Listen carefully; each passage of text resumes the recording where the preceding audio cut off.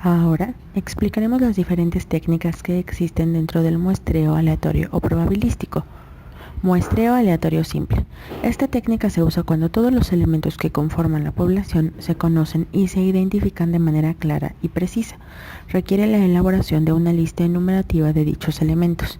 El proceso de la técnica consiste en realizar una tabla con dígitos al azar o una serie de dígitos aleatorios organizados en una hoja de cálculo y seleccionar los que coinciden con el número al azar y el orden de la lista, o utilizando un programa estadístico que los seleccione aleatoriamente de la lista general. Ejemplo: identificar niveles de ansiedad en estudiantes de la secundaria X.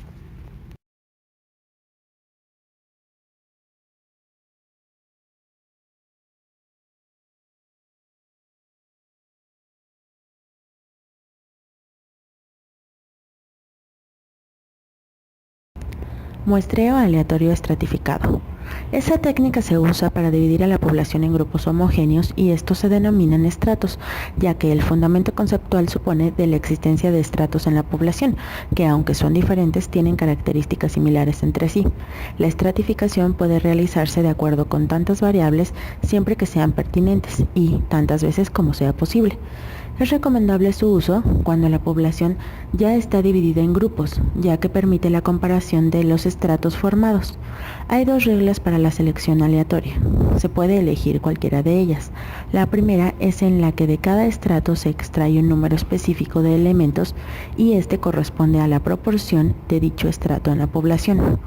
La segunda es en donde un mismo número de elementos se extrae de cada estrato y los resultados son valorados de acuerdo con la proporción del estrato de la población total. Ejemplo: identificar niveles de ansiedad en estudiantes de la secundaria X.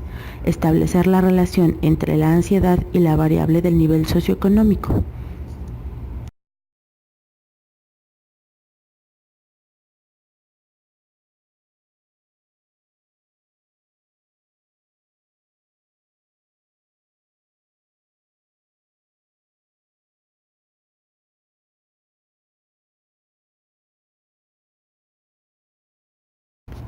Muestreo aleatorio por conglomerados.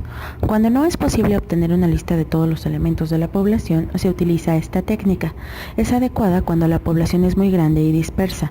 Los conglomerados se caracterizan por ser homogéneos entre sí, pero de manera interna tienen un alto grado de heterogeneidad de sus componentes.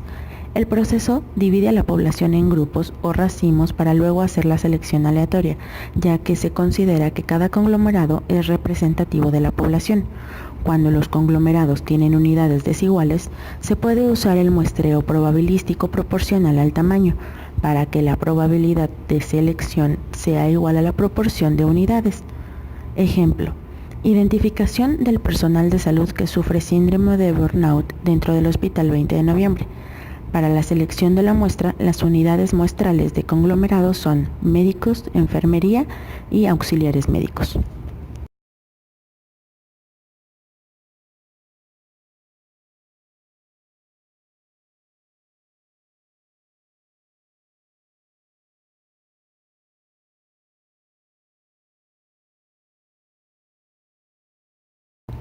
Muestreo polietápico.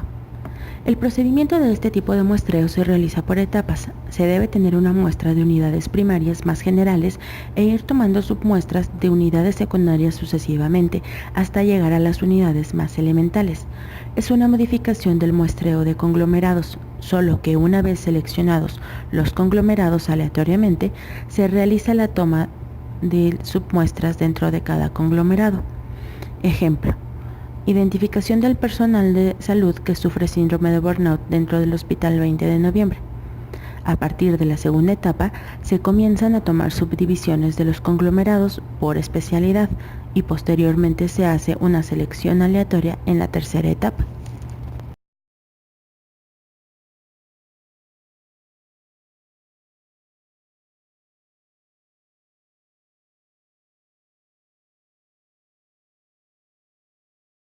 Muestreo sistemático. Esta técnica se usa si es que existe una lista ordenada de los elementos de la población.